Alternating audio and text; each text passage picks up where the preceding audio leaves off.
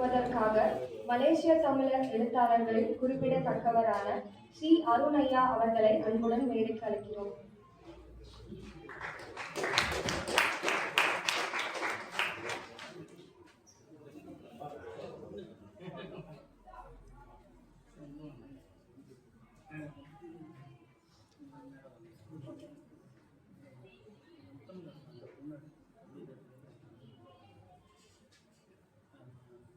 சொல்லலாமா? ஐயா விஜயகுமார் சொல்லலாமா? சரி. காலத்தின் அருமை கருதி என்னுடைய வணக்கத்தை மிக சுருக்கமாக கூறிக்கொள்கிறேன். பெருமக்கள் அனைவருக்கும் மனமார்ந்த வணக்கம். எல்லாம் வல்ல இறைவனையும் அன்னை தமிழையும் வணங்கி இந்த முறையை தொடர்கின்றேன். அதற்கு முன்பாக ஒரு சிறு அறிவிப்பு, ஒரு டிஸ்க்ளைமர். கடந்த 32 ஆண்டுகளாக எங்கள் நாட்டின் மலேசியாவில் நான் தேசிய மொழியான மலாய் மொழியை பேசி பிழைப்பு நடத்தியவன். பணி ஓய்வுக்கு பிறகுதான் கொஞ்சம் கூடுதலாக தமிழ் மொழி பேச தொடங்கிவிட்டது. ஆக நம்ம இயல்பாக இந்த மேடையில் பேசும்பொழுது எனக்கு சொற்கற்று கட்டுப்பாடுகள் ஏற்பட்டால் நீங்கள் தான் கொடுத்து உணர வேண்டும். நிறைய மேடையில் ஐயா ஜெயக்குமாரோட பேசியிருக்கேன். ஆனால் இந்த மேடையில் பேசுறது கொஞ்சம் எனக்கு புதுமையாக இருக்கு. ஒரு பெரிய அடிகிறார் அவர்கள் முன்னிலை, மாணவர்கள் சூழ்ந்திருக்கும் இந்த அரங்கில் பேசுவது கொஞ்சம் எனக்கு எந்த அடிப்படையில் பேசுவது அப்படிங்கிறது கொஞ்சம் தன்மாற்றமாக இருக்கு. நேற்று கூட ஒரு கலந்துரையாடல் பேசணும், ரொம்ப வீர வசனத்தோடு பேசணும். இங்கே அப்படிலாம் பேச முடியாதுங்களா? ஏங்க அடிகளார் எல்லாம் பேச முடியாது. ரொம்ப கண்ணியமான சொற்களை பயன்படுத்தி மிக மென்மையான கருத்துக்களை உங்களுடன் சொல்ல வேண்டும் என்ற நிலையை நான் சொல்கின்றேன். என்னுடைய உடல் மொழி கூட கொஞ்சம் மாற்றம் ஏற்படும். ரொம்ப அடக்கமான மொழி. மலேசியாவிற்கும் நான் மலாயா அப்படின்னு சொல்லுவேன், மலேசியா என்று சொல்லுவேன். ரெண்டிங்க பொருள் தான். மலாயா பழைய பெயர், மலேசியாவுக்கு புதிய பெயர். மலாயாவிற்கும் இந்தியாவிற்கும், குறிப்பாக தமிழகத்திற்கும் இடையே உள்ள உறவு, தமிழருக்கும் இடையே உறவு மிக 12 கால வரலாற்றை அடிப்படையாக கொண்டது. 10ஆவது நூற்றாண்டு வரை இங்கிருந்து வந்த தமிழர்கள் அந்த வருகை முதற்கற்ற வகையாக கருதப்படுகிறது. அப்ப என்ன செய்வாங்கன்னா, அங்கே நாகப்பட்டினத்திலிருந்து, சென்னையிலிருந்து போர்ச்சிலிருந்து நிறுத்திக்கொண்டு பாய்மரம் கப்பலை ஏற்றிக்கொண்டு பருவக்காற்றின் அடிப்படையில் நேராக மலாக்காவில் வணிகம் செய்வார்கள். பிறகு ஒரு 3 மாதம் அங்கேயே தங்கி மீண்டும் பருவக்காற்று தொடங்கும் போது பாய்மர கப்பலை ஏறி திரும்ப வந்துடுவாங்க. அங்குள்ள பொருட்களை எடுத்துட்டு இந்த வணிகத்தை இது முழுக்க வணிக தொடர்பாக அமைந்த ஒரு உறவு. இதில் எந்த விதமான பண்பாட்டு கலப்பு அல்லது அரசியல் தொடர்பு எதுவுமே இல்லை. வெறும் முழுக்க வணிகத்திற்காக ஏற்பட்ட இந்த தொடர்பு. இது ஒரு 10 நூற்றாண்டுகளாக நடந்துச்சு. பிறகு 11ஆம் நூற்றாண்டில் தான் அரசியல் தொடர்பான தொடர்பு ஏற்படுகின்றது. ஐயா திருமகனார் ராஜேந்திர சோழர் அவர்கள் அவருடைய படையை திரட்டி கொண்டு சிறி விஜய பேரரசை முன்னிட்டு அவருடைய ஏற்பட்ட அந்த கருத்து வேறுபாட்டின் காரணமாக அங்கே வருகின்றார். கடாரம் என்பது நீங்க நினைப்பது போல் மலேசியாவில் மட்டும் இருக்கும். அந்த கடார் பகுதியில் அது இந்தோனேஷியா, பிறகு தாய்லாந்து, இப்போ சொல்ல சியாம் என்று தாய்லாந்து, பிறகு கம்போடியா, இந்த பகுதியை தான் சேர்ந்த ஒரு பகுதி தான், பெரும் பகுதி தான் கடாரம். அதில் குறிப்பாக மலேசியாவில் உள்ள அந்த கிடா என்ற மாநிலத்தில் உள்ள அந்த கடாரம் தான் முதன்மை பகுதியாக. அதில் தான் அப்போதைய திருவிக்கிய பேரரசி தலைமை நகரம் இருந்தது. அதனால அந்த கடாரத்தை தாக்குவதற்காக அது ஒரு கருத்து வேறுபாடு, வரி விதிப்பு. சிறுவிஜய பேரரசன் மன்னர் என்ன செய்யறாருன்னா, சீனர்களுக்கு வரியை குறைவாகவும் வணிக வரியை குறைவாகவும், நம்மவர்களுக்கு தமிழர்களுக்கு வணிக வரி அதிகமாகவும் இருக்கின்றார். இது ஒரு இக்கட்டான சூழல் ஏற்படுகிறது. இந்த சிக்கலை தீர்ப்பதற்காகத்தான் அவர் வந்தார். அப்ப 1225 வருகின்றார். சென்ற ஆண்டு 2025. ஆக ஐயா பெருமகனார் 1000 ஆண்டுகள் அந்த கொண்டாட்டத்தை கொண்டாடி மகிழ்ந்த களிப்போடு இந்த மண்ணில் நான் பேசிக் கொண்டிருக்கிறேன். இது ஒரு பெரிய வரலாற்று ஐயா பெருமானார் ராஜேந்திர சோழர் அவர்கள் கடாரத்தை வென்று அப்படியே சொல்றது. கடாரத்தில் வந்து காலடி வைத்து 1000 ஆண்டுகள்.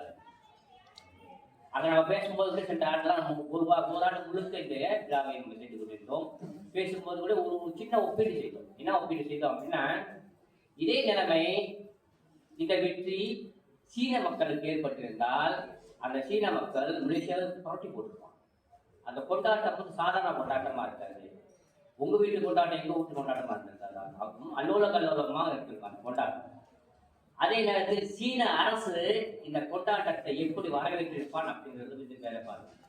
ஆனால் நாங்கள் 1000வது கொண்டாட்டத்தை கொண்டாடி கொண்டிருக்கும் பொழுது நம்முடைய இந்திய அரசும் சரி, தமிழக அரசும் சரி வாழாதிருந்தன. இது வந்து எங்களுக்கு சின்ன ஏமாற்றம் தான்.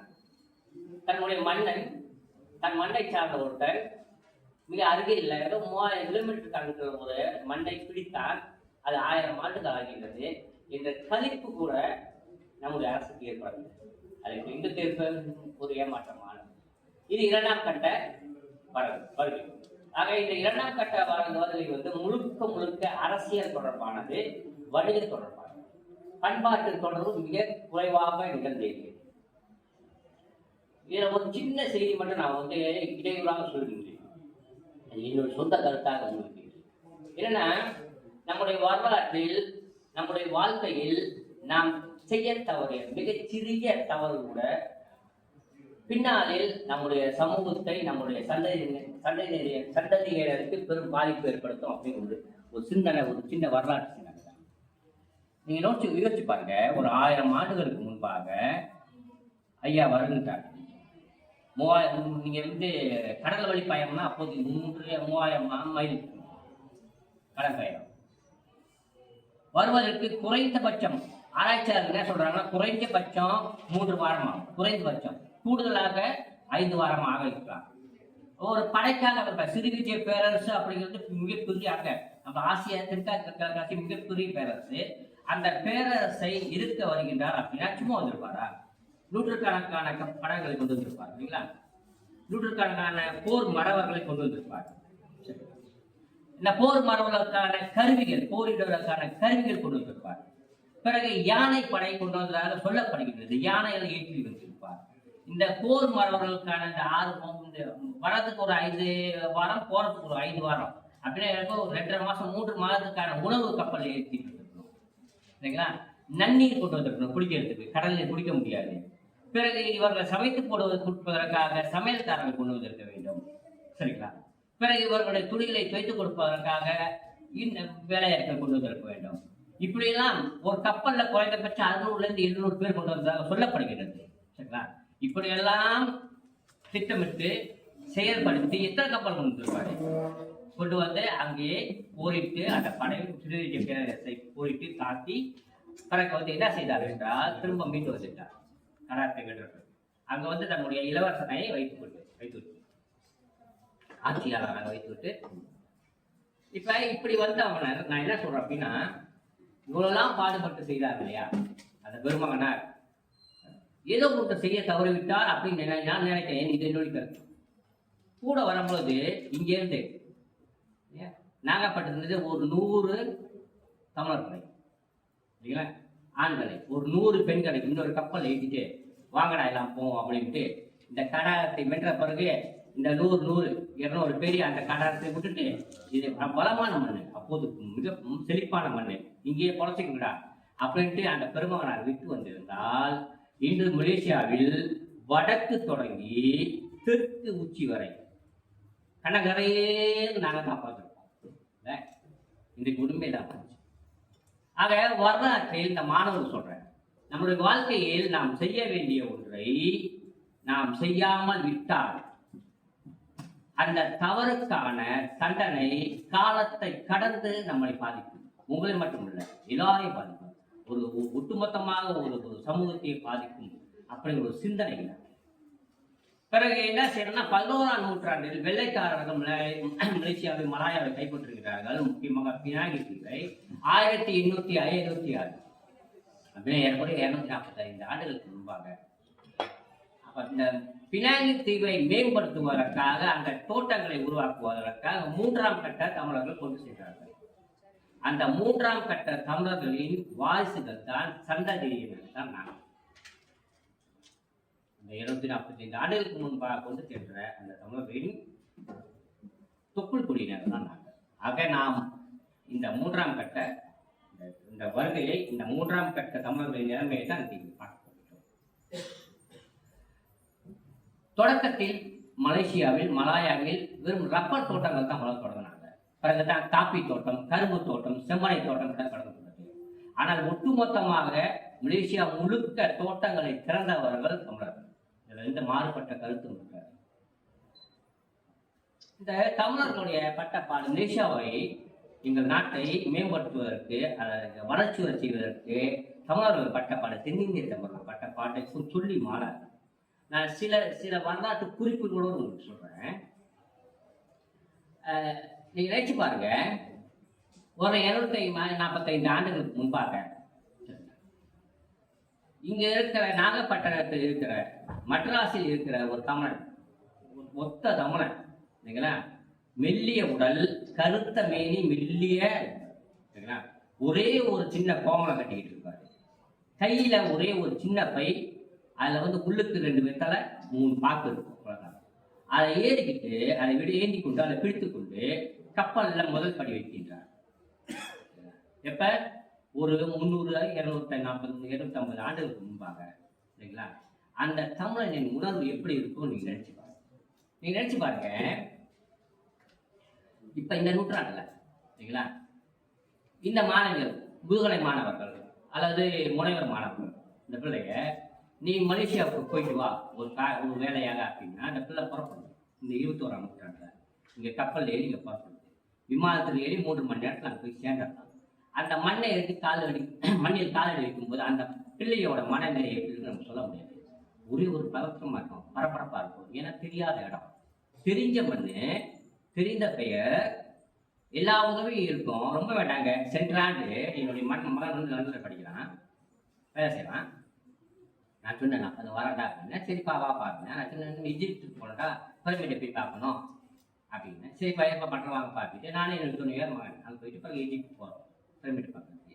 எல்லா ஏற்பாடும் இருக்குது. நல்ல விமானம் சேவை, நல்ல வளமான வாழ்க்கை, அப்புறம் அங்கே பாதுகாப்பான இது எல்லாமே இருக்கிறது. அங்கே வழிகாட்டிக்கிறதுக்கு ஆள் இருக்கு. இருந்தாலும் அந்த மண்ணை போய் மிதிச்ச உடனே என்னுடைய மனசுக்குள்ள ஒரு படப்படுத்து.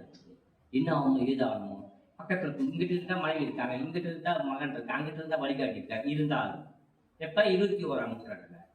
ஆனால் 245 ஆண்டுகளுக்கு முன்பாக ஒற்றை தமிழன், ஐயா ஐயா ஐயா கொஞ்சம் பாருங்க, ஒற்றை தமிழன் இல்லைங்களா, ஒற்றை தமிழன் கோவணத்தோடு 4 பாக்கு 2 வெத்தலை ஏந்திக்கிட்டு கையில் ஏந்தி கொண்டு கப்பலில் தனக்கு ஏறுறாங்க, காலடி வைக்கிறான்னா அவனுடைய உணர்வு எப்படி இருக்குன்னு நினைச்சு பாருங்க. முதல்ல என்னென்ன இதெல்லாம் இழந்துட்டு போறான். தன்னுடைய முதல் கட்டமாக தன்னுடைய உறவை இழக்கின்றான். அப்பா அம்மாவை விட்டு செல்கின்றான். திருமணமாக இருந்தால் மனைவி மக்களை விட்டு செல்கின்றார். உறவுக்காரர்களை விட்டு செல்கின்றார். ஒன்று முதல். 2வது தான் மிதித்து வாழ்ந்த மண்ணை இழக்கின்றான்.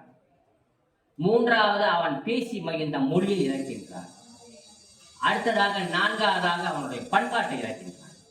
இதையெல்லாம் இழந்து அவன் முதல்ல படியில் ஏறான். ஏறும் பொழுது அவனுடைய உணர்வு எப்படி இருக்கும் யோசிச்சு பாருங்க.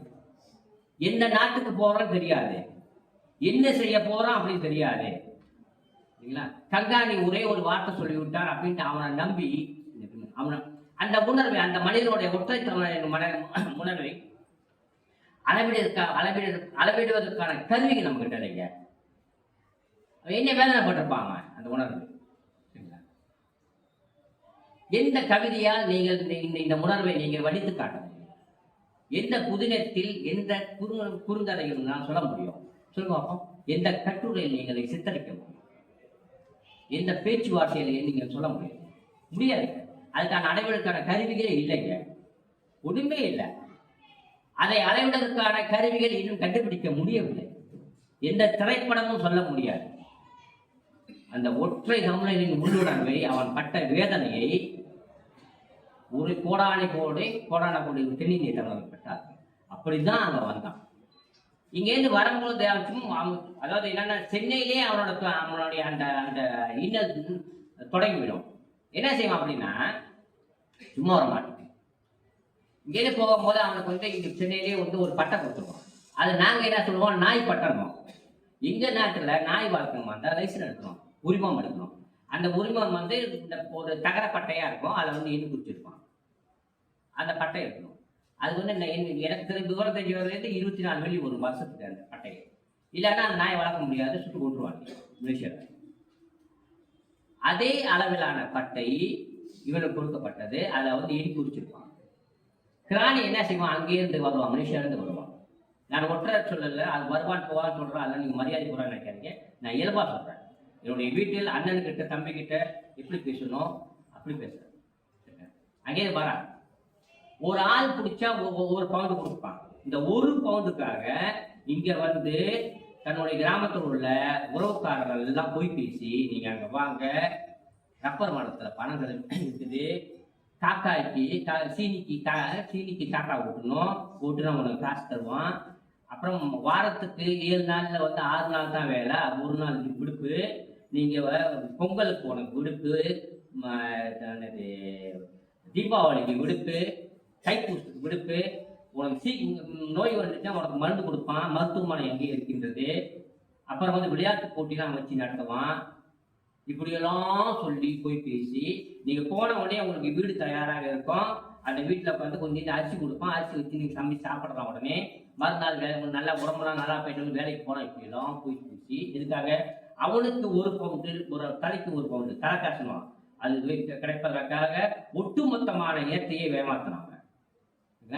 அப்ப அங்கேருந்து வருவான். ஒவ்வொரு ஆளும் ஒரு முறை வரும்பொழுது அவன் வந்து என்ன செய்யணும்னா குறைஞ்சபட்சம் ஒரு 100-120 பேர் தட்டிட்டு போகலாம். அப்ப இந்த தோட்டத்திற்கு 100 பேர் தேவைப்படுது. அப்ப இங்கே வந்து பதிவு செய்யப்பட்ட பிறகு அவங்களுக்கு வந்து ஒரு இது கொடுப்பாங்க, அந்த பட்டை. பிறகு பின்னால வந்து ரஜுலா கப்பல்ல அந்த டிக்கெட் பார்க்கும்போது அதைதான் அந்த பட்டையை தான் டின் டிக்கெட் அப்படின்னு மாத்தினாங்க. நீங்க முதல்ல டிக்கெட்லாம் இல்லை, அதையே அந்த பட்டையே அந்த சிஸ்டம்லேயே மாத்தினாங்க டின் டிக்கெட் தொடக்கத்துல இல்லைங்களா. அப்ப அவங்க என்னெல்லாம் குடிச்சிருவானுங்க, தோட்டத்துல குறியிட்டு எங்கெல்லாம் குடிச்சிருவானுங்க. நீங்க போய் கில்லாண்ட இறங்குவீங்க, பினாங்கில் இறங்குவீங்க. இந்த 2 துறைமுகத்தை தான் இறக்குவாங்க. ஒரு 600 பேர் பினாங்கில் இறக்குறாங்க, ஒரு 600 பேர் வந்து கில்லாண்ட இறக்குறாங்க. நீங்க துறைமுகத்துல இறக்குனவனே உடனே தோட்டத்தை கொண்டு போயிட மாட்டான், உடனே கொண்டு போக மாட்டான். என்ன செய்வான்னா அங்க இருந்து குவாரண்டைன் கேம்ப் இருக்கும். நீங்க பினாங்கில் இறக்கனா அங்க வந்து அங்கேருந்து ஒரு தீவு இருக்கு, குழா ஜெரஜா அப்படின்னு, அந்த தீவுக்குள்ள கொண்டு போயிடுவான். அங்க போய் அவனை வச்சிருப்பான். இங்க கில்லாண்டு கொண்டு போனீங்கன்னா உங்களுக்கு இந்த மாதிரி ஒரு தடுப்பு மனை இருக்கும். இல்ல மேல வந்து அந்த நீர் குழாய் மாதிரி பொருத்தி வச்சிருப்பான், திறந்த வழியா இருக்கும். அதில் வந்து அடைச்சி விட்டுருவான், முதல் நாள் அடைச்சி விட்டுருவான். இப்ப என்னன்னா அவனுடைய பயணம் எப்படி இருக்கும் அப்படின்னா, அப்போது வந்து பாய்மர கப்பல், அந்த கப்பல்ல என்னென்ன பயணம் செய்ததுன்னு வரலாற்று ஆய்வாளர்கள் குறிப்பு சொல்றோம். என்னன்னா மனிதர்கள் குறைஞ்சபட்சம் ஒரு 600 பேர் இருப்பாங்க, சரிங்களா. பூரான்கள் குறைஞ்சபட்சம் ஒரு 1500 பூரான்கள் இருக்கும். எலிகள் எண்ணில் அடங்கா எலிகள் இருக்கும், பல்லிகள் இருக்கும், கரப்பான் பூச்சிகள் இருக்கும், தேளு இடையிடையே வரக்கூடிய வாய்ப்பு உண்டு, பாம்புகள் காணப்படும். இப்படிலாம் இருக்கும். இதனோட தான் இவன் பயணம் செய்ய வேண்டும், இவனோட அது பயணம் செய்யாது, இவற்றோடு தான் இவன் பயணம் செய்ய வேண்டும். புரியுங்க. 2வது வந்து பயணம் வந்து 21 நாள் வச்சுக்கோங்களேன் குறைந்தபட்சம். நடுக்கடல் இல்லைங்களா, நடுக்கடல், உப்பு நீர் இல்லைங்களா, பூரா கடிக்குது, இந்த பாய்ச்சை கடிக்குது, உடல்ல வந்து புண்ணு ஆயிடும். புண்ணு என்ன செய்யணும், இந்த உப்பு நீர் பட்ட பண்ணி அதை வந்து கட்டுக்கிட்டே போகும், பிரிவடைஞ்சிக்கிட்டு இருக்கும். அப்படியே உடல் பூரா பட்டையா புண்ணு இருக்கும் இல்லைங்களா. போய் இறக்கும் போது அந்த மாதிரி தடிப்பட்டு இறந்தவர்கள் ஏராளம் பேர். ஒரு கணக்கு சொல்றாங்க, 15 விழுக்காட்டு 115 பேர் செத்து போயிடுவோம். இந்த 3000 கிலோமீட்டர் தாண்டி வரும்போதே செத்து போயிடுவாங்க. செத்து போனா என்ன செய்யறாங்க, உடனே கடலை எடுத்து வீசிடுறாங்க. நீங்க ஒன்றும் அதெல்லாம் நினைச்சு கற்பனை உங்களோட அவங்களுக்கு சடங்கு செய்யறது அதெல்லாம் ஒண்ணுமே இல்லை, சும்மா எடுத்து மீனுக்கு இறையா போடுற மாதிரி போட விட்டாங்க. நான் சொல்வதெல்லாம் உள்ள உண்மை. நீங்க நினைக்காதீங்க ஒரு சிறு பையன் உங்கள்கிட்ட பேசிட்டு இருக்க நினைக்காதீங்க. கடந்த 20 ஆண்டுகளாக இந்த மலேசிய தமிழர்களின் வரலாற்றை ஆய்வு செய்து ஒரு 60 வயதுக்கு மேற்பட்ட ஒரு இளைஞர் உங்களோட பேசிட்டு இருக்கேன். நான் சும்மா உங்களுக்கு வந்து இல்லை கைத்தட்ட நான் உங்களுக்கு வந்து சும்மா பொய் சொல்லிட்டு இருக்கேன். உங்களோட உணர்ச்சியை உள்வாங்கி கொள்ள வேண்டிய வரல. எங்களுடைய உணர்ச்சியை எனக்கு பதிவு செய்வதற்கு அவ்வளவுதான் பெரும்பாலும் உண்மை. அப்ப உடல் பூரா அவனுக்கு என்ன இருக்குன்னா பட்டையா இருந்துருக்குது புண்ணு. பிறகு இவனை போய் அந்த கிடங்குல வைக்கலாம் இல்லைங்களா, அப்படியே வச்சிருப்பான். வச்சுட்டு பிறகு மறுநாள் அந்த மேல உள்ள பைப்பு இருக்கு இல்லைங்களா, அதில் வந்து தண்ணி எடுத்துருப்பான். எல்லாம் வருஷம் நிற்க வச்சு எல்லாம் இங்க ஓடுறது தான். எதுவுமே நீங்க வந்து பேச முடியாது, எல்லாம் கட்டுப்பாடுகள் தான். இந்த வரிசையில இப்படி நிக்கணும்னா இப்படித்தான் நிக்கணும், வேற வழி இல்லை. அது வந்துட்டு நிற்பார்கள். தண்ணியை திறந்து விடுவான். தண்ணியை திறந்து விட்ட உடனே அவன் துடிச்சு போயிடுவான். ஏன்னா அந்த தண்ணி வந்து ஆன்டிபாக்டீரியா கெமிக்கல் கலந்த தண்ணி அப்போதைக்கு. அப்ப இந்த புல்லுல வந்து அந்த கெமிக்கல் கலந்த தண்ணி பட்ட உடனே அப்படியே வெந்து போயிடும், அப்படியே குளிச்சுங்க. ஏன்னா அந்த நோய் தடுப்பு செய்யறதுக்கு திறந்து விட்டுட்டானுங்களா, நல்லா நினைஞ்சிட்டானுங்க. துடிச்சு அதையே வந்து ஒரு 2 விழுக்காட்டு செத்து போயிடுவாங்க. திரும்ப தூக்கி அதை கடல்ல படங்களை போட்டு போய் நடுக்கடலை போட்டு வந்துடுவாங்க. இவ்வளவுதான். அதாவது கேட்பாரற்ற நிலை. மறுநாள் ஒரு நாள் அப்படி இருந்துட்ட பிறகுதான் மறுநாள் தான் நன்னீர் திறந்து விடுவான். நன்னீர் திறந்து விட்ட உடனே எல்லாரும் என்ன செய்வாங்கன்னா அந்த குளிக்கிறது ஒன்றும் இல்லை, அப்படியே தேய்ச்சிட்டு வரணும். உடம்பு தண்ணி பட்டு கொஞ்சம் தண்ணி பட்டு தேய்ச்சிட்டு வரணும். தேய்ச்சிட்டு ஆஜராக வேண்டாம், ஆஜராக வேண்டாம். இதுதான் வேலை. பிறகு கங்காணி வருவாரு. வந்த உடனே என்னெல்லாம் படிப்பாரு, வந்த உடனே ஒதுக்கிடுவாங்க. இவர்கள் இந்த தோட்டத்துக்கு உள்ளவர்கள் அப்படின்ட்டு. கிராணி கங்காணி 2 பேரும் வெள்ளக்காரத்தோட ஒருத்தர் இருப்பான். 3 பேரும் வந்து கொண்டுட்டு போவாங்க. அவங்க எப்படி கொண்டுட்டு போவாங்க அப்படின்னா, அருகில் உள்ள தோட்டங்களுக்கு கால்நடையாக கொண்டு சொல்லுவாங்க, நடக்கும். தூரத்தில் உள்ள தோட்டங்களுக்கு மாட்டு வண்டியில் இட்டு செல்லப்படுவார்கள். இப்ப நம்ம ஒரு கணக்கு இருக்கு இல்லைங்களா, 21 நாள் வந்து மெல்லிய உடம்பு, கப்பல்ல உணவு ரொம்ப இல்லை, உண்மையே இருக்காது. கொஞ்சோண்டு கஞ்சி கொடுத்துருப்பான், 21 நாள் சாப்பிட்டுருப்பான். புண்ணு வேதனை எல்லாம் வந்திருக்கும். வயிற்றுப்போக்கு அதுன்னு எல்லாம் வந்துருக்கு, எல்லாம் செஞ்சுருக்காங்க. அப்படி அவனோட உடல்நிலை எப்படி இருக்கும்? பிறகு வந்து வெளியே அவனோடனே உடனே என்ன செய்யலாம்? அப்ப இந்த தோட்டங்களுக்கு 20 கிலோமீட்டர் தோட்டம். இப்ப வந்து நமக்கு கணக்கு இருக்கு அவனுக்கு. இப்படியா எது அருகில் உள்ள தோட்டம் அப்படின்னா சொல்றான், 20 கிலோமீட்டருக்கு இடையில் உள்ள தோட்டங்கள் வந்து அருகில் உள்ள தோட்டங்கள். உங்க கற்பனை செய்து பாருங்கள், மீண்டும் ஒரு கற்பனை செய்து பாருங்கள். மெல்லிய உடம்பு எல்லா விதமான இன்னலையும் அடைந்த பிறகு ஒருத்தன் 20 கிலோமீட்டர் நடக்கிறான். வெட்டம் இல்லை, முடியுமா? பாருங்க. கொஞ்சம் தூரத்துல உள்ள தள்ளி உள்ள வந்து மாட்டு வண்டியில வெள்ளக்காரன் வந்து உங்களுக்கு ஃப்ரீயா எடுத்துட்டு போல. அந்த மாட்டு வண்டிக்கான சார்ஜ் இருக்கு இல்லையா, கட்டணம் இருக்குங்களா. பிறகு அவன் வேலை செய்யும் போது அவனுக்கு கிடைத்த சம்பளத்தை வந்து பிடித்த முடியாது. ஏங்க இது எனக்கு சிறப்பா சொல்ல, இப்போதைக்கு நாங்கள் வளமா வாழ்றோம், அது வேற விஷயம். அந்த விஷயம் என்னுடைய மூதாதையர்கள் அவர்கள் பட்ட இன்னலின் பிச்சை தான் இப்போது என்னுடைய வளம் முதல். ஆனால் அவர்களை பட்ட இன்னல் கொஞ்சம் நஞ்சம் இல்லை அப்படிங்கிற பதிவு தான் கடை செய்யறாங்க. ஏங்க நாங்க வந்து சும்மா இல்லைங்க, அங்க வந்து நாங்க எங்க நாட்டுக்கு முயற்சி தமிழர்கள் வந்து அவர்கள் பட்ட அந்த இன்னலை சொல்ல முடியாதுங்க, சொல்லி மாறாதுங்க. நீங்க எந்த விதமான திரைப்படத்திலும் பதிவு செய்ய முடியாது, எந்த கட்டுரையிலும் அதை பதிவேற்றம் செய்ய முடியாது. கவிதை, நாவல், புதினம் எதாவது நீங்க பதிவு செய்ய முடியாது. ஐயா பேசும்போது சொன்னார், ஒரு வார்த்தை சொன்னாரு. ஏன்னா என் புத்தகத்தை வெளியீடு செஞ்சதுனால இந்த சயாம் பற்றி பேச வேண்டாம் நினைச்சிட்டு இருந்தேன், அதை செய்தனால சொல்றேன். ஒரு இது குறிப்பு சொல்றேன். 450 கிலோமீட்டருக்கு வந்து தண்டவாளம் போடுறான். இங்க இருந்து பர்மிய எல்லையிலிருந்து போடுறான். சயாம் பர்மிய எல்லையிலிருந்து அங்கே உள்ளுக்கு கொண்டு போறான், பர்மாவுக்கு தாய்லாந்து எல்லையிலிருந்து கொண்டு போறான். ஜப்பான்காரன் மலையாளை கைப்பற்றி விட்டார். அப்ப ஜப்பான்காரன் தான் அந்த பாலத்தை கட்டுறான், அந்த தண்டவாளத்தை. 415 கிலோமீட்டர். வெள்ளைக்காரன் ஏற்கனவே திட்டம் போட்டுட்டான். திட்டம் போட்டு அவன் என்ன சொல்றான் அப்படின்னா, இந்த பாலத்தை கட்டுவதற்கு அப்போதைக்கு குறைந்தபட்சம் இந்த 415 கிலோமீட்டர் பாலத்தை கட்டுவதற்கு சமைக்கிறது. அவன் வெள்ளக்காரன் திட்டம் போட்டு சொல்றான் 6 ஆண்டுகள் ஆகும் அப்படிங்கிறான். 6 ஆண்டுகள் ஆகும். ஜப்பான் கைப்பற்றின பிறகு இதை திரும்ப அந்த திட்டத்தை வந்து வடிவமைக்கிறான், செய்யும் பொழுது அவனுடைய திட்டத்தின்படி இந்த பாலத்தை 1.5 ஆண்டுல முடிக்கணும். அப்பதான் அவனுடைய திட்டம் வெற்றி பெறும். பாருங்க, 6 ஆண்டு, இங்க 1.5 ஆண்டு. அப்ப என்ன செய்யறான் அப்படின்னா, ஆஸ்திரேலியா போர் கைதிகள் சிங்கப்பூர் சாங்கி பிரிசன்ல வச்சு ஜெயில வச்சிருந்தாங்களே, அவங்க எல்லாம் கொண்டு வர்றாங்க. கொண்டு வந்த பிறகு அவன் பயன்படுத்தி எண்ணிக்கை 10ல மலாயாவில் தமிழர்கள் குடிக்கிறான்.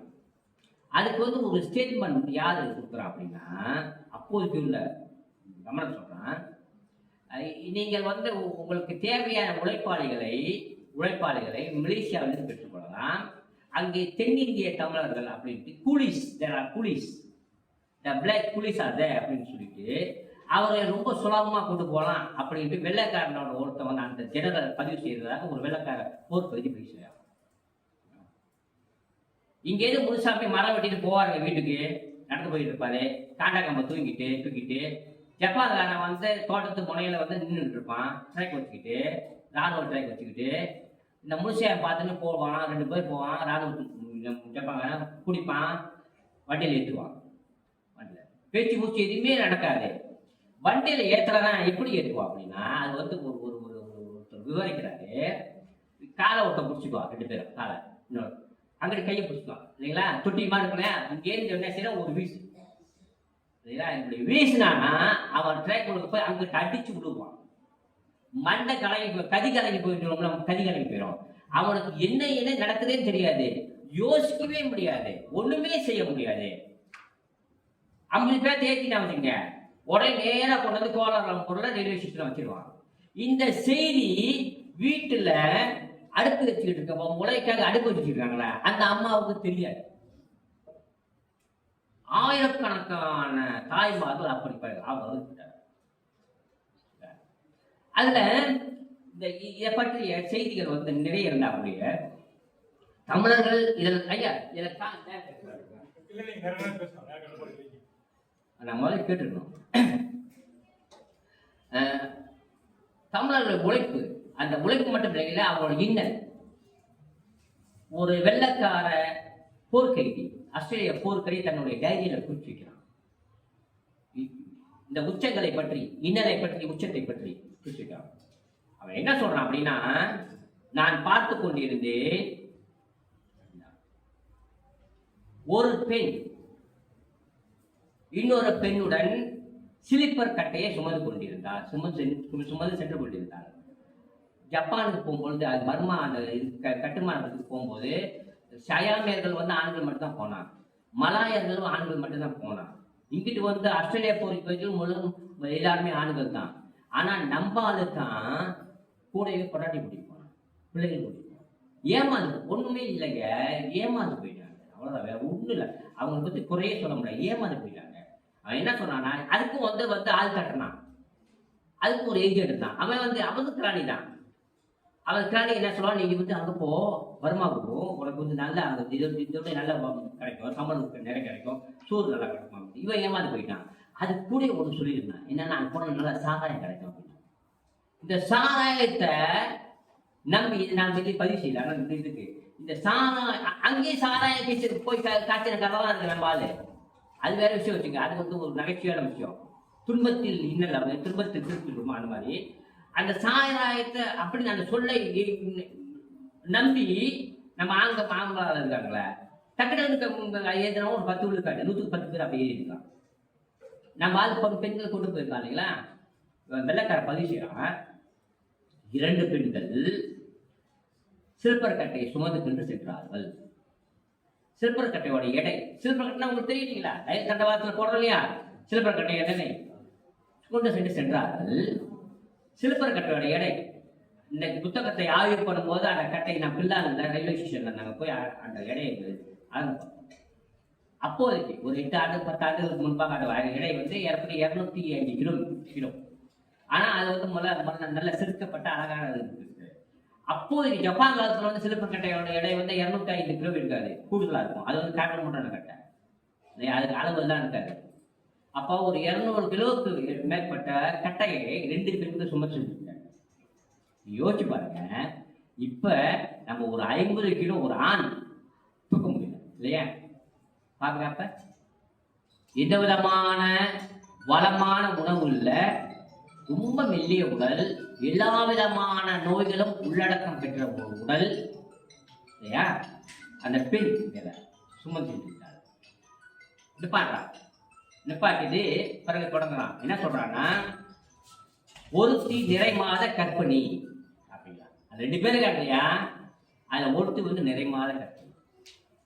திருமண் சற்று நிறுத்திட்டு சொல்றான், சற்று நேரத்திற்கு பிறகு அவளின் பனிக்குடம் உடைகின்றது.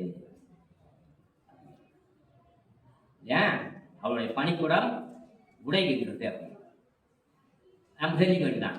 பிறகு பக்கத்து உள்ள கேம்ல வந்து அம்மா மற்ற பெண்கள் இருக்காங்க, எல்லாம் கொண்டு போயிட்டு என்ன செய்றாங்க, கொஞ்சம் ஒதுக்குமாச்சு அவருக்கு பிரசவம் பார்க்குறாங்க, பிள்ளை காக்குறாங்க அப்படின்னு பாட்டுங்க. எங்க நாட்டுல எங்க வீட்டு அம்மாவுக்கு குழந்தை பிறந்துச்சுன்னா அரசாங்கம் வந்து 3 மாதம் விடுப்பு கொடுக்குறான்.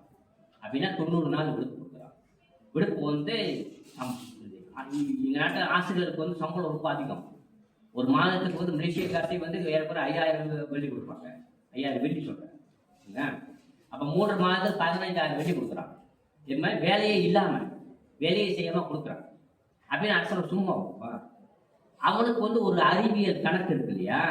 ஒரு பெண்ணு பிரசவமான பிறகு அவருடைய உடல் மீண்டும் வேலைக்கு செல்வதற்கான அந்த நலத்தை பெறுவதற்கு அவருக்கு 90 நாட்கள் ஆகும். அப்ப முடிஞ்ச பிறகு 91வது நாள் திரும்ப வேலைக்கு செல்கின்றார். எப்ப? இப்ப இல்லையா? வளமான உடல் குழந்த அந்த பெண் குழந்தை, ஆனால் ஒத்த உடம்புக்காரி இல்லையா? அப்ப இல்ல அந்த ஆஸ்திரேலியா போர் கைதி மீண்டும் தன்னுடைய சில மணி நேரத்திற்கு பிறகு அந்த பெண் இன்னொரு பெண்ணுடன் சிலப்பரக்கட்டையை சுமந்து கொண்டு நடக்கின்றாள். இந்த வேதனையை மட்டும்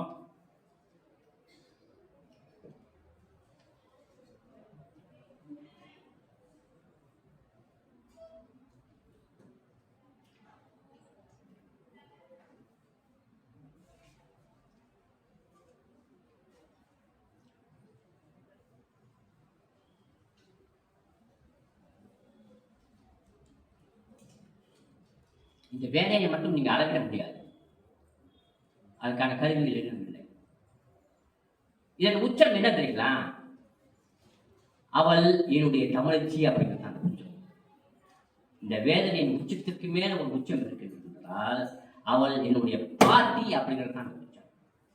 என்னுடைய தமிழச்சி அவ்வளவு வேதனைப்பட்டிருக்கின்றாள் அப்படின்னு. என்னுடைய மூதாட்டி, என்னுடையவள், என் இனத்தை சார்ந்தவள், என் தமிழச்சி, அவள் அவ்வளவு வேதனைப்பட்டிருக்கின்றாள் அப்படிங்கிறது அதன் உச்சம். இந்த உச்சத்தை, இந்த வேதனையை நம்ம என்ன பண்ண சொல்றோம்? இல்லைங்க, நான் ஒரு சொல்றேன். ஒரு ஐயாவை கூட்டிட்டு போயிட்டாங்க, இதெல்லாம் பதிவு செஞ்சிருக்கேன். ஒரு ஐயாவை கூட்டிட்டு போயிட்டாங்க. அந்த அம்மாவுக்கு சாயந்தரம் தான் தெரியுது இவங்க ஐயாவை கூட்டிட்டு போயிட்டாங்கன்ட்டு. ஒரு வாரம் காத்திருக்கு, வரல. இல்ல சின்ன பிள்ளை, ஒரு 5 வயசு பையன் பக்கத்துல. இந்த பையனை கூட்டிக்கிட்டு இந்த அம்மா வந்து என்ன செய்யுது, ஜப்பான்காரன் சொல்லி நான் வந்து ஏறேன், நான் போய் வரேன், வேலைக்கு வரேன்ட்டு இருக்குது. அவன் ஏற்றிட்டு கரையில் ஏற்றிட்டான், கொண்டு போய் பத்மாவளை போட்டு எல்லையில இறக்கி விட்டுட்டான். இந்த அம்மாவோட நோக்கம் என்னன்னா, அந்த ஐயாவை தேடி போறது, வேலை செய்ய போறது இல்ல. இந்த பையனை பிடிச்சிக்கிச்சு போகுது. அந்த குறிப்பிட்ட ஏதோ எப்படியோ பாடுபட்டு அந்த ஆள் இருக்கிற கேம் எப்படி கண்டுபிடிச்சு போயிட்டு வச்சுக்கோங்களேன். அங்க போய் பார்க்குது. பார்க்கும் பொழுது இதெல்லாம் யதார்த்தமா நடக்குது. 2 ஜப்பான்காரன் ஒரு வண்டியை தள்ளிட்டு போறான். அந்த வண்டியில இந்த ஐயா இருக்கிறாரு. யாரு இவங்களோட ஐயா? எப்படி இருக்கிறாருன்னா குற்றுயிரும் குலையுயிருமா இருக்கிறாரு. நீங்க பார்த்தோன்னே ஐயா போறாரு அப்படின்னு இவருக்கு இந்த பையனுக்கு தங்கிடுச்சு. இந்த பையனை பிடிச்சிட்டு அந்த வண்டிக்காரன் வேகமா போடுது அந்த ஜப்பான் அந்த நிப்பாட்டுறதுக்கு. அவங்க இவங்க பேசுறது அவனுக்கு விளங்காது, அவன் பேச இவங்களுக்கு விளங்காது. பேச முடிய சூழலும் இல்லை, ஏன்னா அவன் கேட்கறவனும் இல்லை. அவன் போற வழியில இது போய்கிட்டே இருக்குது. போய்கிட்டே இருக்கும்போது அந்த நெருங்க இடத்தை நெருங்க ஏதோ ஒரு இடத்தை நெருங்க அவங்களோட அந்த சத்தம் இருக்கு, அந்த உள் மோசை இருக்குங்களா, ஏதோ பெரிய மழை பெய்வது போல மோசை. இல்லைன்னா எங்கேயும் மழை பெய்யல, எங்க அப்படி பக்கம் நெருங்க தெரியுது ஒரு பெரிய புதைகுழி. புதைகுழினா பெரிய பரப்பளவான புதைகுழி, ஆயிரக்கணக்கான பிணங்கள் அங்க உள்ளது. அந்த அந்த அழுகி போன பணத்துல இந்த அடிக்கான புழுக்கள் இருக்கு. அப்ப அந்த புழுக்கள் வந்து மேல எம்பி குதிக்குது. ஆயிரக்கணக்கான புழுக்கள் எம்பி குதிக்கிறாங்க. சத்தம் தான் இந்த உலகத்துறை சத்தம். அவன் நேரா கொண்டு போனா இந்த ஐயா குற்றுயிரா இருக்கிறாரு, உயிரோடு இருக்கிறாரு, இந்த சாகல. அதை தூக்கி அந்த வண்டியை கமிட்டி அப்படியே தூக்கி வீசான். இவங்க பார்த்துக்கிட்டு இருக்காங்க. வீசப்படுவது தன்னுடைய கணவன், வீசப்பட்டது தன்னுடைய தந்தை. இந்த பையன் பார்க்கிறான், உயிரோடு இருக்கிறாரு. ஏன்னா இவரால் வேலை செய்ய முடியாது. இவருக்கு வந்து அந்த நோய் ஏற்பட்டிருக்கு. அந்த நோய் வந்து பரவும், அதெல்லாம் வீசுறான் அந்த குழியில. அப்ப பார்க்கத்தான் தெரியும் அந்த குழியில வந்து வேகப்பட்டால் அந்த குழிதான் இருக்கிறாங்க. நான் பதிவு செய்யும் போது அவருக்கு 80 வயசு. அவர் சொல்லும் பொழுது இந்த பேட்டி அவர்கிட்ட எடுக்கிறதுக்கு நான் ஒரு வாரத்துக்கு மேல அவர் வீட்டுக்கு போயிட்டு வந்துருக்கேன். அவரால் சொல்ல முடியல இந்த விஷயத்த. சொல்றாரு அழுகுறாரு, சொல்றாரு. இப்ப 70 வயசு கிழவன் ஐயா, அடிகளால் அவளுக்கு தெரியும். 70 வயது கிழவன் அப்படின்னா அவருடைய மனப்பக்குவம் எப்படி இருக்கும்? எதையும் இழப்பதற்கு தயாராக இருக்குவாங்கல்ல, எல்லாவற்றையும். எப்படி முடியும்? 80 வயசு கிழவன் திரும்ப அழுகுறாரு. சின்ன பிள்ளை 8 வயசு பையன் அழுகுற மாதிரி 80 வயசு கிழவன் அழுகுறாருன்னா, அப்ப 6 வயசுல விட்டுட்டு போயிருக்காரு. அந்த மாதிரி அந்த காட்சியை பார்த்துருக்காரு. இங்கிட்டு அவருக்கு வயசு 80. 74 வருடமாக ஆண்டுகளாக அந்த காட்சி அவருடைய மனத்திரையில் அமர்ந்து கொண்டிருக்கின்றது. அதான் இதெல்லாம் எப்படி எந்த சொற்களால் வடிக்கிறதுங்க? முடியாதுங்க. மலேசிய தமிழர்களின் அந்த இன்னல் இருக்கு இல்லைங்களா, அந்த இன்னலை அளவிடற்கு அரியதாக இருக்கின்றது. 1909 அப்படியே ஒரு 116 ஆண்டுகளுக்கு முன்பாக கேரி தீவு மலேசியாவில் ஒரு தீவு இருக்கு. மலேசியாவில் வந்து 876 தீவுகள் உள்ளன. அதுல வந்து 3 தீவுகள் தமிழர்களோடு தொடர்புடைய தீவுகள். ஒன்று நீங்கள் எல்லாம் அறிந்த பினாங்கி தீவு, கொஞ்சம் வளமான தீவு. அங்க வேலைக்கு சென்றவர்கள் வந்து படாத பாடுபட்டார்கள், ஆனா கொஞ்சம் நல்லா இருந்தாங்க. இரண்டாவது பங்கூர் அப்படிங்கிற ஒரு தீவு. அதுல சென்றவர்கள் எல்லாம் மீனவர்களாக, அந்த சீனர் முதலாளிக்கு மீனவர்களாக அப்போது மீனவர்களாக வேலை செஞ்சாங்க. அவர்களுடைய வாழ்க்கை ஓரளவுக்கு பரவாயில்ல. மூன்றாவதாக இந்த கேரி தீவு. இந்த கேரி தீவு நான் இருக்கக்கூடிய இஸ்லாமர் மாநிலத்தில் உட்பட உள்ள ஒரு தீவு. வெறும் சதுப்பு நிலக்காடு. ஜான் எட்வர்ட் வலைண்டைன் கேரி அப்படிங்கிற வந்து 1909 அந்த தீவு போறாரு. தீவை பார்க்கிறாரு. அவர் வந்து இலங்கையிலேருந்து வந்தவர். இலங்கையில வந்து அவங்க அப்பா காப்பி தோட்டம் போட்டிருந்தாரு. இவரு அங்கதான் அந்த ஜான் எட்வர்ட் கேரி பிறந்தாரு. பிறகு வந்து அவர் லண்டனுக்கு போய் படிச்சு முடிச்சுட்டு அவங்க அப்பா விட்டு பிறகு வந்துட்டாரு. தோட்ட வேலையை இலங்கையில காப்பி தோட்ட வேலையை அப்பா கற்றுக்கொண்டு மலையாளத்துக்கு வருவாரு. சம்பாதிக்கத்தான், வேற ஒன்றும் இல்லை. பிறகு எதுக்கு வராங்க? சம்பாதிக்கத்தான். பிறகு மலாயாவில் ஒரு காப்பி தோட்டத்தில் வேலை செய்த பிறகு அந்த கோலாலம்பூர்ல இருந்து 30 கிலோமீட்டர் அங்கிட்டு 55 கிலோமீட்டருக்கு அங்கிட்ட ஒரு தீவு இருக்கு. அப்ப அந்த தீவுக்கு வராரு, வந்து பாக்குறாரு. பார்த்த உடனே இந்த தீவு, அந்த தீவுல வந்து யாருமே இல்லை, வெறும் சதுப்பு நிலக்காடு, அடர்ந்த காடு. அப்பதான் அவருக்கு ஒரு எண்ணம் தோன்றுது, இங்க வந்து ரப்பர் தோட்டத்தை உருவாக்கலாம். அப்படி உருவாக்கப்பட்ட அந்த முயற்சி தான் இந்த தீவு. இந்த தீவுக்குள்ள 16 தோட்டங்கள் உருவாக்கப்பட்டன. தென்னிந்திய தமிழர்கள் குறைந்தபட்சம் ஒரு 5000 பேர் அங்க கொண்டு போயிருக்காங்க. அந்த தீவு வந்து இன்ன வரைக்கும் ஒரு ஒன் வே டிராஃபிக் மாதிரி. நீங்க உள்ளுக்கு போயிட்டீங்கன்னா திருப்பி வர முடியாது. ஏன்னா நீங்க வந்து சின்ன படகை பயன்படுத்தி தான் போகணும், சரிங்களா? உள்ளுக்கு நீங்க போகலாம் அனுமதியோடு. திரும்ப வெளியில வர மாதிரி தான் அவங்கள்ட்ட அனுமதி கேட்கணும், முடியாது. அப்ப 5000 பேர் உள்ளுக்கு போனா இல்லையா, போய் அங்கேயே வேலை செய்து, முதல் தலைமுறை சொல்றேன், அங்கேயே வேலை செய்து அங்கேயே செத்து போனாங்க. அவன் பட்ட அவதி அது வேற விதமான அவதி. பின்னர் சும்மா சுருக்கமா சொல்றேன், நேரத்தின் காலத்தின் அருமைக்கு மிக சுருக்கமா சொல்றேன். ஆப்பிரிக்காவில் பிரேசில் என்ன செய்யலாம் அப்படின்னா, வெள்ளைக்காரன் வந்து ரப்பர் பாலை எடுத்து போறான். அப்போது ரப்பர் மரங்கள்லாம் காற்றில் தான் இருந்துச்சு. ரப்பர் மரம் இப்போது நவீனமான ரப்பர் மரம், துரும்புறு மரங்கள், அது மரத்தில் எது வெட்டி தான் பால் எடுப்பான். அப்ப அந்த ஆப்பிரிக்கர்கள் வந்து உள்ளுக்கு போய் எடுக்க சொல்றான். அவனே உள்ளுக்கு போக முடியாது, ஏன்னா ஆப்பிரிக்கா அது பெரிய வடர்ந்த காடு இல்லைங்களா, விலங்குகள் அதிகமான காடு, வீடு உத்தரவாதம் இல்லை. இவன் போக மறுக்கிறான் வச்சுக்கோங்களேன். இவன் என்ன செய்வான் அந்த வெள்ளைக்காரன், இந்த இந்த கடிதம் இருக்கு இல்லையா, இது இருக்கு இல்லையா, என்ன செய்ய வெட்டிடுவான், 2 கையும் வெட்டிடுவான். அப்ப வாழ்நாளுக்கு பூரா வந்து அந்த அந்த ஆப்பிரிக்கன் என்ன செய்யணும்னா மொட்டையா தான் இருக்கும், ஒண்ணுமே செய்ய முடியாது. நீங்க இப்ப கூகுள்ல போய் பாருங்க, இப்ப கூகுள்ல போய் பார்த்தீங்கன்னா ஆயிரக்கணக்கான பிரேசிலியன்ஸ் இந்த மாதிரி வெட்டப்பட்ட மொட்டையா இருக்கும். இதே சிஸ்டம் தான், இதே ட்ரெண்ட் தான் அங்க பயன்படுத்தான். என்ன செய்வான் அப்படின்னா, முதல்ல வந்து சொல்லிக் கொடுப்பான். நம்ம அது வந்து நம்மளுடைய அடிப்படை தொழிலே வந்து விவசாயம், நெல், பனை, இந்த மாதிரி தான் இல்லைங்களா. மண்ணை வெட்டியிருக்காங்க. பால் மரம் வெட்டுறது நமக்கு தெரியாது, அந்த கலை நமக்கு வந்து அந்த ஸ்கில் நமக்கு இல்லை. அப்ப நம்மளால கொண்டு தென்னிட்ட கொண்டு போய் வச்சுக்கிட்டு, நீ இப்படா வெட்டுனா அவனுக்கு கீழே இருக்குமா குளிக்க, அவன் தடுமாறுவான். அது ரொம்ப நுட்பமான தொழில். பால்மான தொழில் வந்து வெட்டுறது சீவரத்தை வந்து ரொம்ப நுட்பமாக தெரியும். நீங்க வந்து யூடியூப்லயோ கூகுள்லயோ பார்த்து நீங்க வந்து கற்றுக்கொள்ள முடியாது. அது ரொம்ப நுட்பமாக அந்த கை இப்படி நான் வெட்டியிருக்கேன் சின்ன பிள்ளைல. இப்ப கூட எல்லாரும் வெட்ட முடியும், ஏன்னா அந்த பேசிக் ஸ்கில் இருக்கிறது. இந்த கையுடைய அழுத்தம் வந்து இத்தனை டிகிரி தான் அழுத்தணும்னு இருக்குது. ரெண்டாவது வந்து இந்த விரல் எப்படி இருக்குன்னா, அந்த பெரிய விரலை வந்து அந்த ஒளிக்கு மேல இருக்கணும். ஒளி பிடியை வந்து 3 விரல் பறிச்சுட்டு இருக்கும். அடுத்த இது வந்து ஒளியை வந்து இப்படி இது வரை பிடிச்சிட்டு இருக்கும். நீங்க இழுக்கும் போது உங்க கை வந்து நல்லா இப்படி பழக்கம் இது பண்ணும். சும்மா கை பிறப்பா இருந்தா முடியாது, உங்க அந்த கட்டு நல்லா இது பண்ணும்.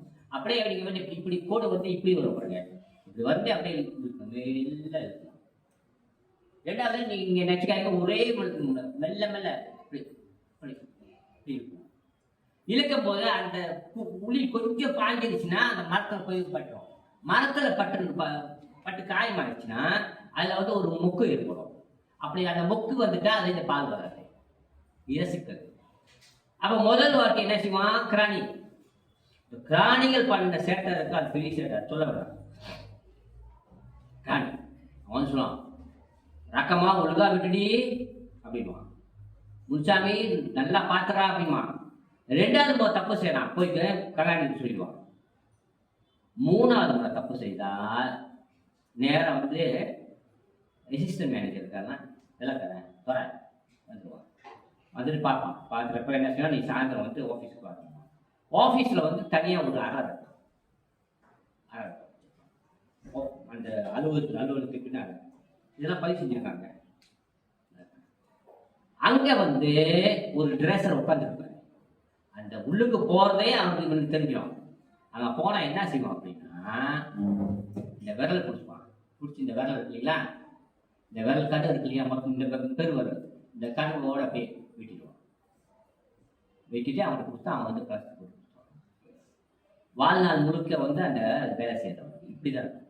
அப்ப உளி பிடிக்கும் போது அவன் உளி வந்து இப்படிதான் பிடிக்க முடியும், இப்படிலாம் முடியாது, இப்படிலாம் முடியாது. அந்த பேலன்ஸ் கிடைக்க இப்படிதான் பிடிக்க முடியும். வேலை செய்யணும் முடியுமா, கற்பனை கேட்டுமா, ஐயா சொல்ல முடியுமா?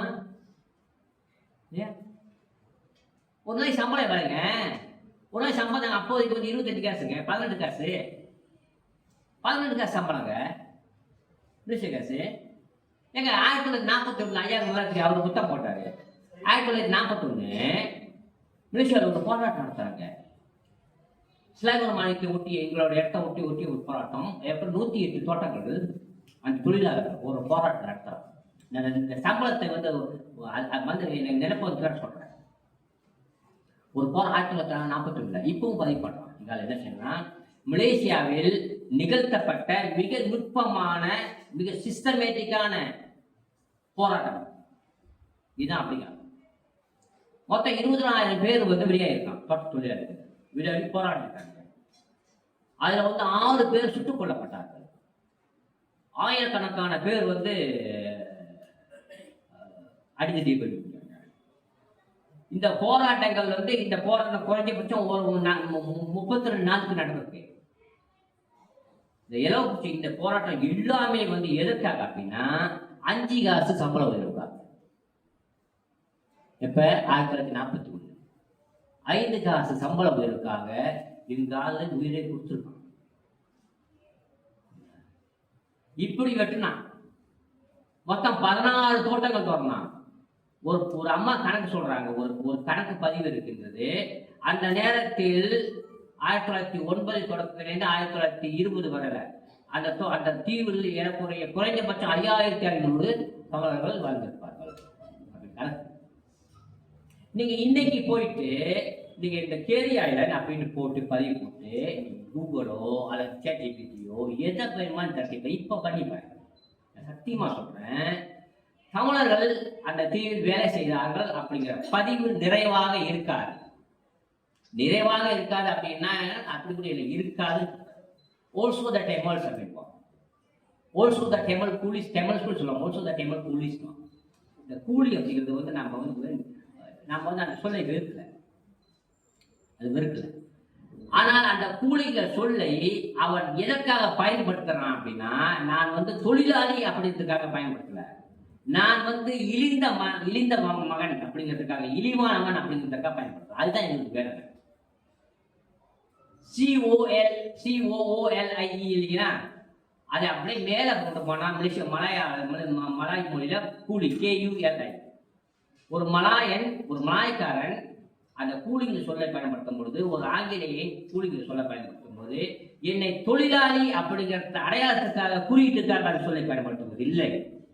அவன் எதற்காக பயன்படுத்துறான்னா என்னை இழிவுபடுத்துவதற்காக பயன்படுத்துறான். இந்த போராட்டம் நாங்கள் எதிர்கொண்டிருக்கோம், பெரிய போராட்டம். அதனாலதான் நாங்க இப்ப பதிவு செய்யறதெல்லாம் வந்து நம்ம வந்து முடிந்த அளவு கூலி தொழிலாளி அப்படின்னு சொல்லியே பயன்படுத்துறதில்ல. கடந்த 5 ஆண்டுகளாக இதற்காக போராட்டம். தொழிலாளி, தென்னிந்திய தொழிலாளி, முடிச்சிருக்க கதைய. கூலிங்கிறது தமிழ் சொல்லுங்க, ஆனா அந்த சொல்லில் அவன் பயன்படுத்துற விதம் பிள்ளைங்க ஒரு சொல்லுவான், நீங்க கேள்விப்பட்டிருப்பீங்க, பிள்ளைங்க KELING பிள்ளைங்க. அந்த சொல் வந்து எதற்காக பயன்படுத்துறா, நான் கல்வியத்துக்கு அவனுடைய அறிவு கேட்டு கல்வியத்திலேருந்து வந்தவன். அப்புறம் நான் வந்து அந்த காலில் அணிஞ்சிருப்பேன் இல்லையா, அந்த குளிச்சுட்டாங்க, அதை வந்து கிளீன் சத்தம் இருக்கும். அதனால அந்த சொல் வந்து சொல்றான். அவனோட அகராதியில இருக்குது கிள்ளைங்கன்னு சொல்லு. அந்த அதனுடைய தேசிய அகராதி சொல்றாரு, சும்மா சாதாரண அகராதி இல்லை, தேசிய அகராதி. அரசாங்கமே வெளியிடுறாரு தேசிய அகராதி. தேவர் பாஷா புஸ்தகம் சொல்ற தேசிய அகராதியில் இந்த சொல்லு இருக்குது. இந்த சொல்லை நீக்க வேண்டும் அப்படிங்கிறதுக்காக கோர்ட்ல கேஸ் போட்டோம். ஏன் நீக்க வேண்டும் அதற்கான அப்படிங்கிற அதுக்கான குறிப்புகளை தயார்படுத்தி கொடுத்து ஒரு நாட்டம். சரிங்களா? ஆனா அடிப்படையில அந்த சொல் இருக்க வேண்டும் அப்படிங்கிற கடைசியில நான் அந்த குறிப்பு கொடுத்தேன். ஏன்னா அது வந்து ஒரு வரலாற்று சொல், நீ பயன்படுத்தும் விதம் வேற. அவன் வந்து கிள்ளை மட்டும் சொல்லுங்க, கிள்ளை மாபோ அப்படின்னு போட்டுருவான். கிள்ளை போட்டு தமிழன் போட்டிருப்பான். கிள்ளை மாபோ அப்படின்னா குடிகாரன். சக்கா பிள்ளை சொல்ற, சக்கா பிள்ளைங்கன்னா தமிழனை போல் பேசாதே அப்படின்னு நம்ம நாங்க பேசுறதெல்லாம் அப்படி விட்டு பேசிட்டே இருப்பாங்க. அதை வளர்ச்சி பேசிட்டு இருப்பான் அப்படின்னு. அது இந்த குறியீட்டுக்காக பயன்படுத்துறோம். ஆக இதையெல்லாம் நாங்கள் எதிர்கொண்டு தான் வாழ்ந்து கொண்டிருக்கிறோம் இன்ன வரைக்கும். எங்களுடைய வாழ்க்கை வளமான வாழ்க்கை, பொருளாதார அடிப்படையில் நாங்கள் வளமாக இருக்கின்றோம் அப்படிங்கிறது கருத்து வேறுபாடு இல்லை.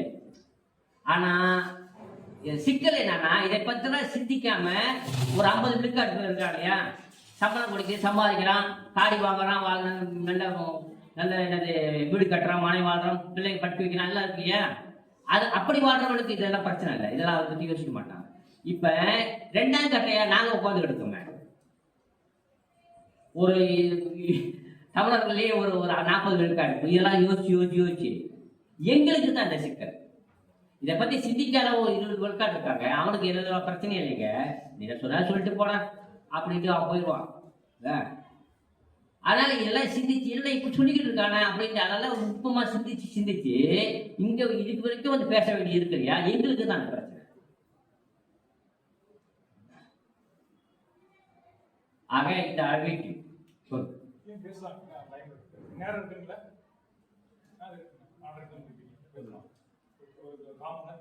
நீங்க சொல்ல முடிக்குமோ சொல்லுங்க. சரிங்களா? ஏன்னா அந்த கேரி தீவுல அவன் இந்த செம்பனை மரம்லாம் நட்டான், செம்பனை மரம்லாம் நட்டான், அப்படி பால் மரம் நட்டான். அதில் வந்து பெரும்பாலும் வந்து அந்த தோட்டங்களில் வந்து எலி புழுக்கள் இப்படி நிறைய வந்துருப்பாங்கல்ல, அந்த பழங்கள்லாம் குத்தி சாப்பிட்றதுக்கு வெள்ளைக்காரன் உட்காந்து யோசிச்சுட்டு எப்படி இந்த புழுவெல்லாம் வந்து அகற்றுறது, ஏன்னா இதாக இருக்கு யோசிச்சுட்டு இருக்கும்போதே அவனுக்கு போய் கை கொடுத்ததே நம்ம தமிழ்நாடு தான். அவன் என்ன செய்யறான்னா அந்த ஜோன் எல்பர்ட் கேடி இங்கே தமிழ்நாட்டுக்கு வந்து இங்கே உள்ள காக்காலாம் பிடிக்கிறாங்க. ஆமாம், இங்கே உள்ள காக்கா இந்திய காக்கைகளை பிடிச்சி கொண்டு போயிட்டு அங்கே விடுறான். இப்போ மலேசியாவில் உள்ள 70 விழுக்காட்டு காக்காக்கள் இந்திய காக்கா, முக்கியமாக தென்னிந்திய காக்கா. அந்த காக்கா உட்பட மனுஷன் மட்டும் அங்கே வேலை செய்யறாங்க, காக்கா உட்படங்க, காக்கா உட்பட.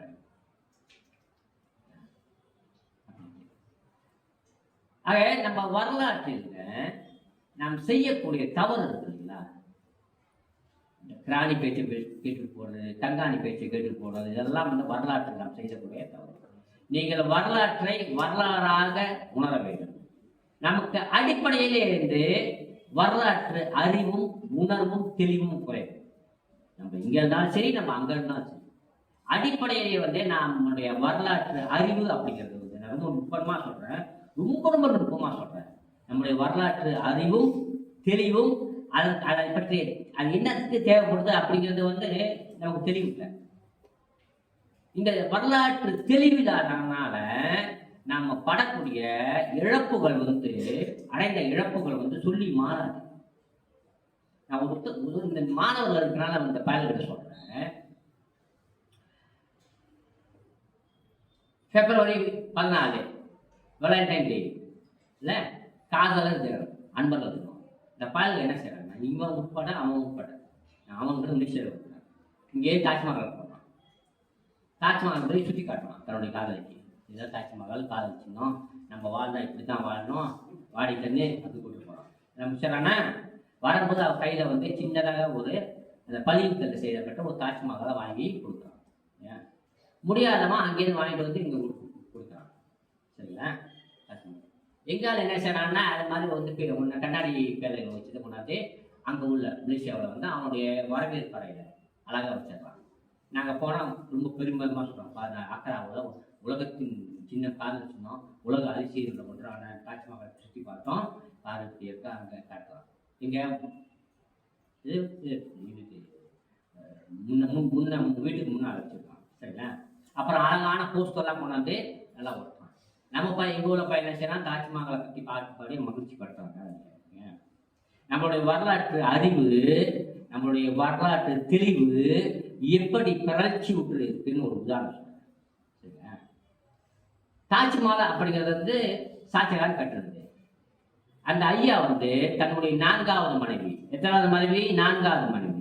4வது மனைவிக்கு 11வது பிள்ளை பிறக்கும் போது மும்தாஜ் பேகம் இறந்து போறாங்க. முதல்ல ஆச்சாரோட 4வது மனைவி அவங்களுக்கு 11வது பிள்ளை பிறக்கும் போது அந்த அம்மா இறந்து போறாங்க. அந்த அம்மா வந்து சொல்றாங்க, எனக்கு ஒரு கல்லறை கட்டு. அதை வந்து உள்வாங்கி கொண்டு இந்த சாட்சியான ஐயா வந்து ஒரு கல்லறை கட்டுறாரு. பிறகு சாட்சியான அவருடைய மகனால் பிடிப்படுறாரு, அவரை போட்டு அடிச்சு வைக்கிறாரு. பிறகு அவரு இறந்த பிறகு அந்த மண் இவங்க கொண்டாந்து வைக்கிறாங்க. இப்ப தாஜ்மஹால்ல வந்து அந்த அம்மா வேகத்தோடைய கல்லறையும் சாட்சியான ஐயா கல்லறை இருக்கு. வட துருவத்துல ஒரு எஸ்கிமோ இருக்கான், நோர்வேல ஒருத்தர் நோர்வேஜியன் இருக்கான். அவன் முஸ்லீம் சமுதாயத்தில் தான் இருப்பாங்க. அவன் நல்லா தூங்கிட்டு இருக்கான். அவன் நாட்டில் உள்ள 12 மணிக்கு அவனை தட்டி எழுப்பி தாஜ்மஹாலை பற்றி நீ என்ன நினைக்கின்றாய் அப்படின்னு கேட்டா, அவனுக்கு ஓரளவுக்கு தாஜ்மஹாலை பற்றி தெரிஞ்சிருந்தா அவன் என்ன சொல்லுவான்னா, அது வந்து கல்லறை சொல்லுவான். எங்க நாட்டுல மலாயர்கள் 100% விழுக்காடு இஸ்லாமியர்கள். இவனுக்கு இந்த நாட்டில் மலேசியர்களுக்கு தாஜ்மஹாலை பற்றி ரொம்ப குறைவு தெரியாது. ஆனால் தெரிந்தவர்களை வச்சுக்கோங்களேன், அவனை போய் தட்டி எழுப்பி கேட்குறேன், மலாய் மலைக்கிறார். அப்போ இது தாஜ்மஹால்லாம் என்ன அப்படின்னு கேட்டான். அவன் வந்து கண்ணை மூடி விட்டு தூக்க கண்ணை முடிக்காம அவன் சொன்னான், இது அதெல்லாம் மக்காம்னா கல்லறை இல்லையா? எவ்வளோ தெளிவா இருக்கான் தூக்கத்துல. இந்த மனுஷன் எவ்வளோ தெளிவா இருக்காங்க தூக்கத்துல. சரியா? அப்ப உலகம் முழுக்க ஒரு சின்னம், கல்லறையா இருக்கிற சின்னம், நம்ம தமிழருக்கு மட்டும் எப்படி வந்து காதல் சின்னமா மாறுது? யோசிச்சு பாருங்க. இந்த பயலுங்க பண்ற உலகம் முழுக்க கல்லறையாக தெரிகின்ற வாழ்க்கை முடிந்த இடம் கல்லறை, வாழ்க்கையை தொடங்கும் இடம் காதல். வாழ்க்கையை தொடங்குற இடத்துல போயிட்டு வாழ்க்கையை முடிக்கப்பட்ட கல்லறை கொடுக்குறான் அப்படின்னா இவனுடைய வரலாற்று அறிவு எப்படி இருக்குன்னு பாருங்க, இவனுடைய வரலாற்று தெளிவு எப்படி இருக்குன்னு பாருங்க. இந்த தமிழனை எங்க கூட்டு சொல்வாரு?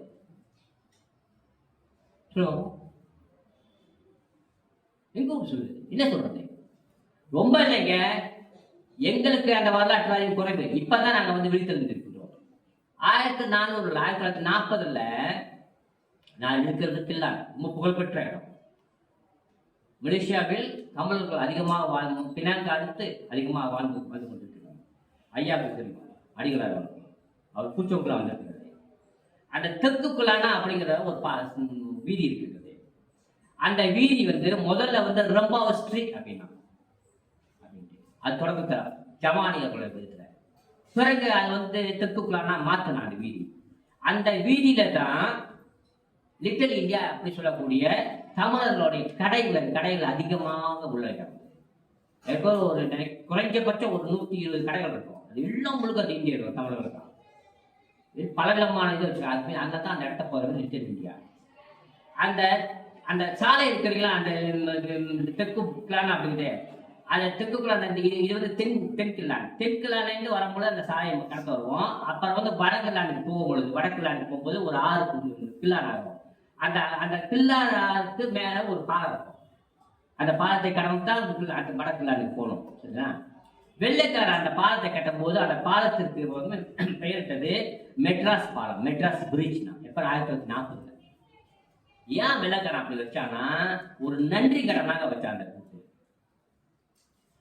கில்லான் வட்டாரத்தில் நிறைய தமிழர்கள், தென்னிந்திய தமிழர்கள், சரிங்களா, அவன் வந்து பாடுபட்டிருக்கான். அவனுக்கு கொஞ்சம் மரியாதை கொடுக்கும் அப்படின்ட்டு ஏதோ ஒருத்தன் வெள்ளைக்காரன் அதை கட்டும் போது அதை பரிந்துரை செய்து அவங்க ஏற்றுக்கொண்டு அதுக்கு மெட்ராஸ் பாலம் வச்சான். இப்ப சொல்றது இல்லைங்களா, அந்த தெற்குக்குள்ளான அந்த சாலை அது வந்து ஒவ்வொரு எங்க நாட்டில் 13 மாநிலங்கள் இருக்குது. ஒவ்வொரு மாநிலத்திற்கும் ராஜ வீதி அப்படின்னு இருக்கும். ராஜ வீதி ஸ்லாங்கூர் மாநிலத்தில் ராஜ வீதி வந்து அந்த தெற்குள்ளான பாதை. அந்த சாலையை அடுத்து உள்ள அந்த பாலத்தின் பேர் வந்து மெட்ராஸ் பாலம் இல்லைங்களா?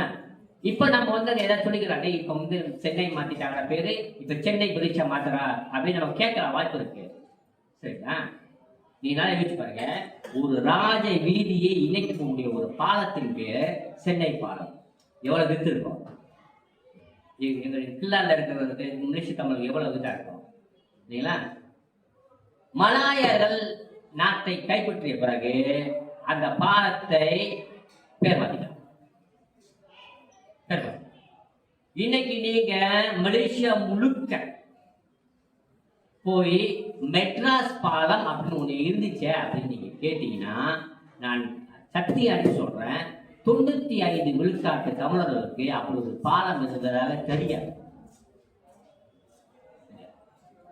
அப்படி தெரிஞ்சிருந்தா அன்னைக்கு அவன் போராடி இருப்பான். அந்த பாலத்தின் பெயர் மெட்ராஸ் பாலம் அப்படி வச்சிருப்பான். ஏங்க, நமக்கு வரலாற்று அறிவு அப்படிங்கிறது, அந்த உணர்வு அப்படிங்கிறது, தெளிவு அப்படிங்கிறது ரொம்ப குறைவுங்க.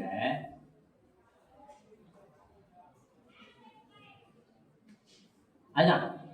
ஆக இந்த வரலாற்றை பேணி காப்பதும் அந்த வரலாற்றின் தேவையை உணர்ந்து கொள்வதும் மனித வாழ்க்கையின் அடிப்படை. இதை உணர்ந்து கொள்ள வேண்டும் அப்படிங்கிற அந்த இந்த குறிப்போடு அடிகளார் போன்ற பெருமக்கள் பெரியவங்க நிறைய பேர் இருக்கீங்க கூடியிருக்கும் இந்த சபையில் என்னை அறியாமல் நான் ஏதாவது சொற்கள் கடுமையான சொற்கள் பயன்படுகின்றால், என்னை அறியாமல் ஏதாவது நான் தடம் பிறந்து பேசியிருந்தால் என்னை மன்னித்தருளுமாறு கேட்டுக்கொள்கின்றேன். இந்த வேளையில் எனக்கு வாய்ப்பளித்த ஐயா விஜயகுமார் தமிழக பைப்பகருக்கும் அடியார் அவர்களுக்கும், என்னுடைய நீண்ட நாள் நண்பர் ஐயா கண்டையா அவர்கள், அவரை பார்த்து ரொம்ப மகிழ்ச்சி, அவர்களுக்கும் ஐயா அவர்களுக்கும், என்னுடைய அண்ணம்மான் நண்பர் ஒரு ஐயா அவர் நான் சொல்லவே இல்லை வந்துட்டாரு ஐயா அவர்களுக்கும் இந்த வேலையை என்னுடைய உங்களுக்கு எல்லாருக்கும் சேர்த்து என்னுடைய மனமார்ந்த நன்றியும் வாழ்த்தையும் கூறிக்கொண்டு விடைபெறுகின்றேன். நன்றி.